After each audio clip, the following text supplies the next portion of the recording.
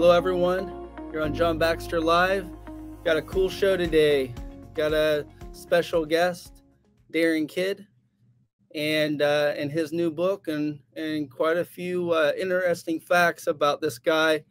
He's a family man, entrepreneur, success driven entrepreneur with a long history. So it should be a really good show today. Mr. Darren Kidd, how you doing, sir? All right, John, thank you so much. I appreciate you having me. Yeah, I met Darren at a conference with Dr. Fab, and just amazing people there. Really impressed with Darren, and I'd like to show his new book he's got coming out. But before that, I'd like to just see how you're doing, Darren, and what you've been up to.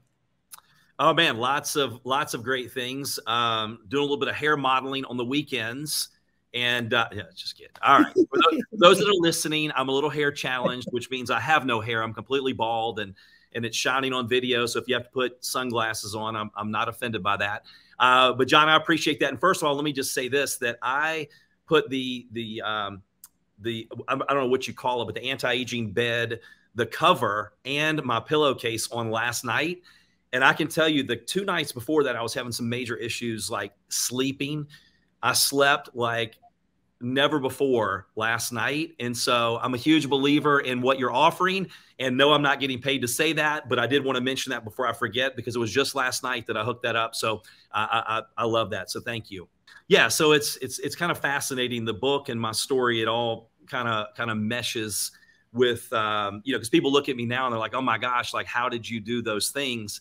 But the story behind the story is really the most powerful part. But yeah, over the last, 30 years, I've had franchises. I've had, have e-commerce businesses. I've done online stuff. I was in network marketing for 28 years and, speaking, training, coaching, consulting. So I've done quite a few things and really felt like all of that led me to where I am right now, where, I'm extremely passionate about helping other people.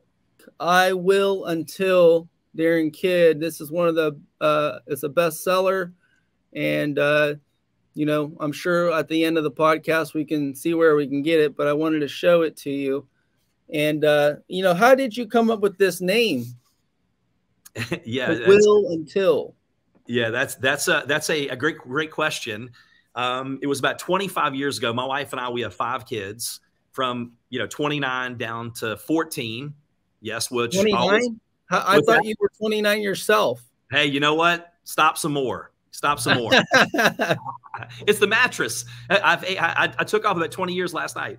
But I always warn people and go, hey, listen, you have to be careful, because if you work from home like my wife and I have for the last several decades, you can have a bunch of kids like we do and live in the country. But when the 24-year-old was born, we were actually on government assistance. We were on Medicaid. We were applying for food stamps. My car was repossessed.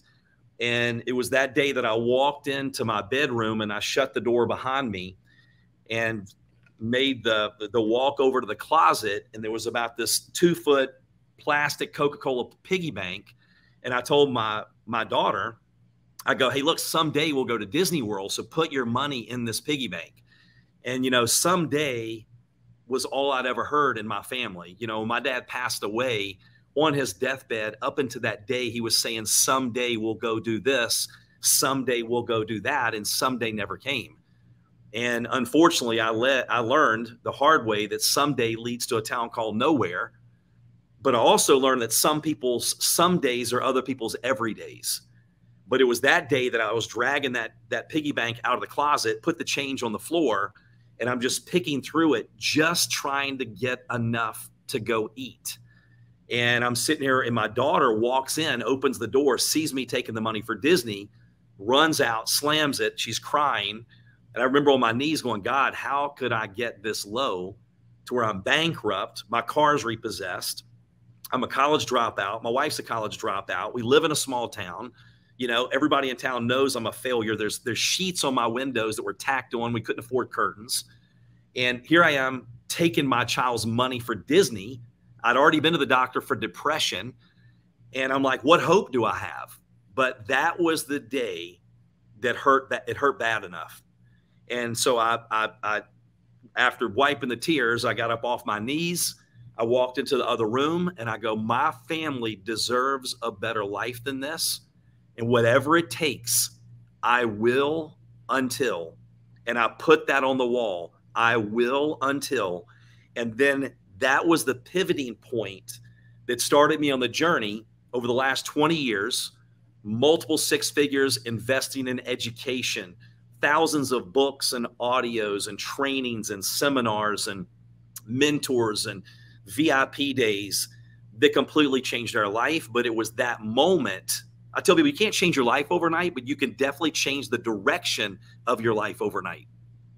With your background and where you came, you know, could you name some of the, you know, the common obstacles, challenges, you know, that people face in business, and possibly the best way to take a look at these obstacles and challenges? Yes. I mean, here's the thing. At that time, if you would have told me, hey, Darren, you know what? This is one of the best things that ever happened to you.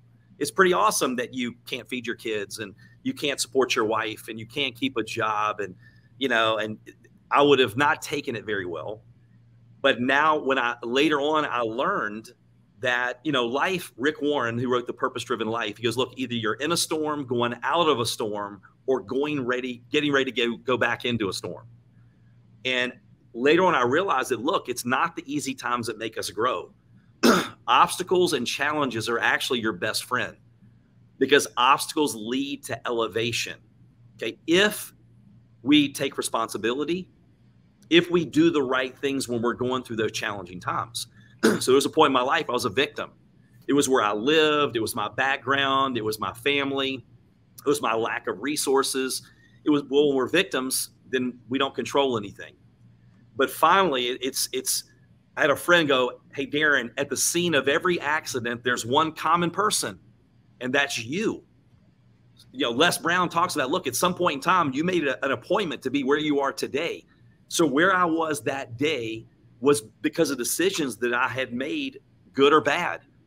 And when I started taking responsibility and going, okay, I'm not going to just go through this, I'm going to grow through this. And it was like the farmer that was in his rocking chair on the porch, and a neighbor's walking by, and he goes, hey, mister, I can see your dog right there laying under the porch, and he's laying on a nail. And the old farmer goes, don't worry about it. When it hurts bad enough, he'll get up and move. So at that point, I had to go, you know what? I'm sick and tired of being sick and tired. My family, I want a better life for my family. But also knowing, hey, listen, the same version of me that got me to where I am is not the same version that gets me to the next level. So that desire, you know, to change my life, it hurting bad enough. And then later on realizing, if you ask yourself the right questions, what can I learn from this? How can I not just go through this and grow through this? Learning it's not the easy times that make us grow. They can be a stumbling block or they can be a building block. Learning that obstacles lead to elevation. All of those things, the mindset, when you shift your mind, because anything that we ever achieve, we ever win, we achieve and win in our head first. It all starts right between our ears. So that was the pivotal point that set me on the journey to going, hey, look, you know, what does it take to go to the next level?